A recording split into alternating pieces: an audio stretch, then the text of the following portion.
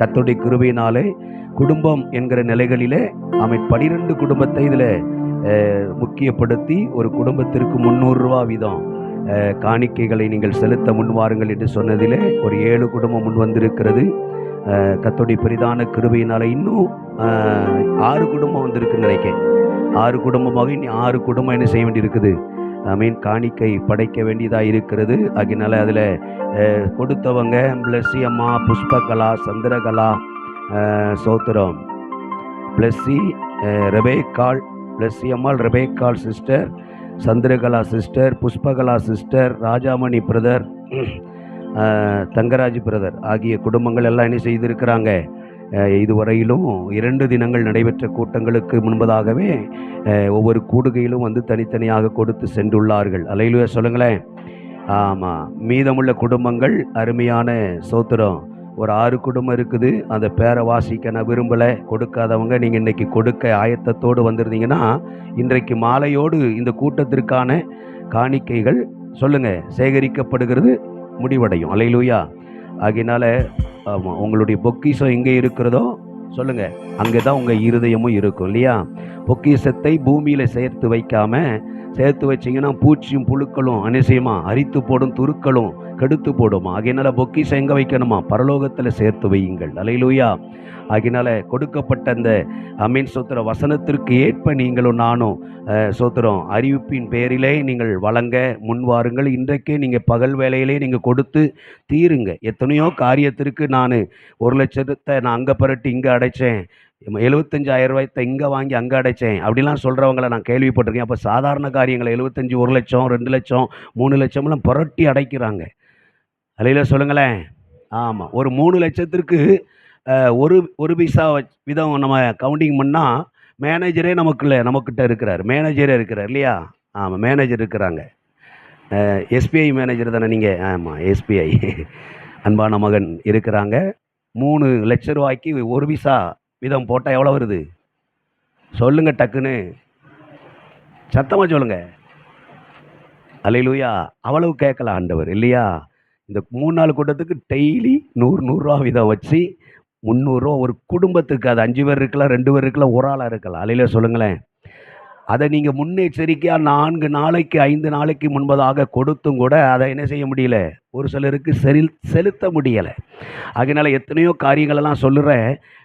ஜனங்கள் சொல்கிறாங்க, கர்த்தருடைய ஊழியத்திற்கு கடன் வாங்கி என்ன செய்யக்கூடாது, இதை ஒரு டீசெண்டாக பேசிடுறாங்க. எத்தனையோ காரியங்களுக்கு புரட்டுக்கிறாங்க, அதை செய்கிறாங்க. இதுக்கு கடன் வாங்கி நான் கொடுக்க மாட்டேன், ஆண்டவர்கிட்ட காத்திருப்பேன், தந்தா கொடுப்பலன்னா தராட்டா இருப்பேன் அப்படி சொல்லக்கூடாது. இது உங்களுடைய குடும்பம். சொல்லுங்கள். ஆமாம், உங்கள் குடும்பங்க, இது உங்களுடைய குடும்பம். அல்லேலூயா. கிறிஸ்து சபைக்கு தலையாக இருக்கிறாராம், புருஷன் குடும்பத்துக்கு தலையாக இருக்கிறானா. எங்க பாருங்க, என்ன இப்படி ஒரு மாதிரி தொங்க போடுறீங்க.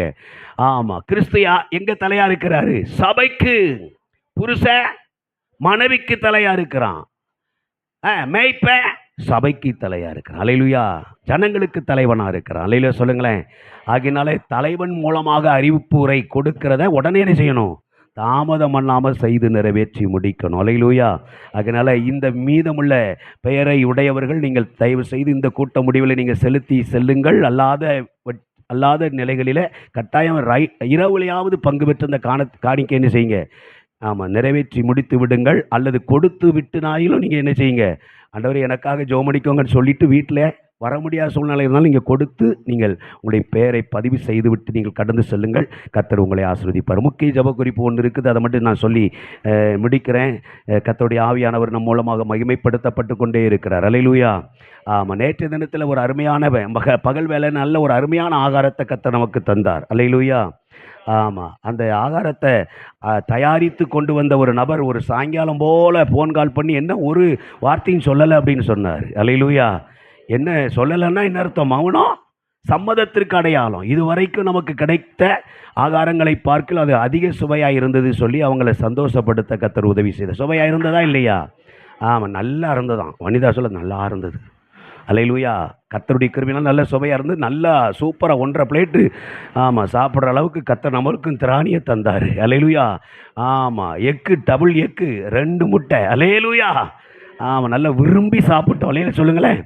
ஆமாம், அந்த சாலனா அந்த கிரேவி விடாமலே அவ்வளவு சுவையாக இருந்தது. அப்படி சபையின் கூட்டு குடும்பமாகிய அந்த ஐக்கிய சபையின் விசுவாசிகளால் கடையில் ஆர்டர் பண்ணி, ஹோட்டலில் ஆர்டர் பண்ணி நேற்றைக்கு ஒரு சிறப்பு விருந்து சபையின் ஜனங்களுக்கு கத்தர் வைத்தார். அல்லேலூயா. இன்றைக்கு கூட்டு குடும்பத்தினுடைய ஐக்கிய சபையிலே அங்கத்தினர்களாக இருக்கிறவங்க ஒவ்வொருவரும் அவங்க தனிப்பட்ட விதத்தில், ஒருத்தங்க ரைஸு, ஒருத்தங்க சாம்பார், ஒருத்தங்க அவியல், புவியல், வரலாறு, ஆமாம் பாயாசம், அல்லேலூயா இருக்குன்னு நினைக்க இல்லையாம்மா. ஆமாம், அதுக்கப்புறம் எனக்கு தெரியாது, நம்ம சாப்பிடும்போது பார்த்து கொள்ளலாம். அப்படி நம்முடைய சபையின் ஜனங்கள் ஒருவர் இலை கொண்டு வந்திருக்கிறாங்க, ஒருத்தங்க பொரியல் கொண்டு வந்திருக்கிறாங்க, ஒருத்தங்க தேங்காய், ஆமாம் மரக்கறிகளை கொண்டு வந்திருக்கிறாங்க. இப்படி எல்லாம் கொடுத்து இன்னைக்கு ஒரு கூட்டாஞ்சோறு. அப்படின்னா எங்கள் ஊரில் கூட்டாஞ்சோறு மோன் கூடி சாப்பிட்றதுக்கு பேர் கூட்டாஞ்சோறு. ஆனால் அங்கே நீங்கள் எல்லாம் உங்களுடைய கரங்களினுடைய கிரியைகளினால் கிடைத்த பொருட்களை கொடுத்து சமைத்து கொண்டு வந்திருக்கிற கூடி இந்த சாப்பாடை கூடி சாப்பிடுகிற ஒரு பாக்கியத்தை நமக்கு தந்திருக்கிறார். கையை உயர்த்தி, 2 கரங்களை உயர்த்தி அதற்காக சிறப்பாக நம்ம ஜெபிக்க போகிறோம். சிறப்பான ஒரு ஜெபம். ஹல்லேலூயா. அருமையான பாசமா வந்து அதற்காக ஜெபம் பண்ணுவாங்க. நம்முடைய விசுவாசிகளினுடைய கைகளின் கிரியைகளிலே ஆமென் ஸ்தோத்திர தயாரிக்கப்பட்டு வந்திருக்கிற அந்த ஆகாரத்திற்காக ஆமென் அழகான ஒரு ஜெபத்தை அம்மா ஏறெடுப்பாங்க. அதற்கப்புறம் நமக்காக தயாரிக்கப்பட்டிருக்கிற அந்த ஆகாரத்தை உண்டு ஆமென் ஸ்தோத்திரம் நன்று சென்று கத்தருக்கென்று ஆமென் ஸ்தோத்திரம் பிழைத்திருப்போம். மாலை நடக்கிற கூட்டத்திலே மீண்டும் பங்கு பெறுவோம். கத்தர் உங்களை ஆசீர்வதிப்பார்.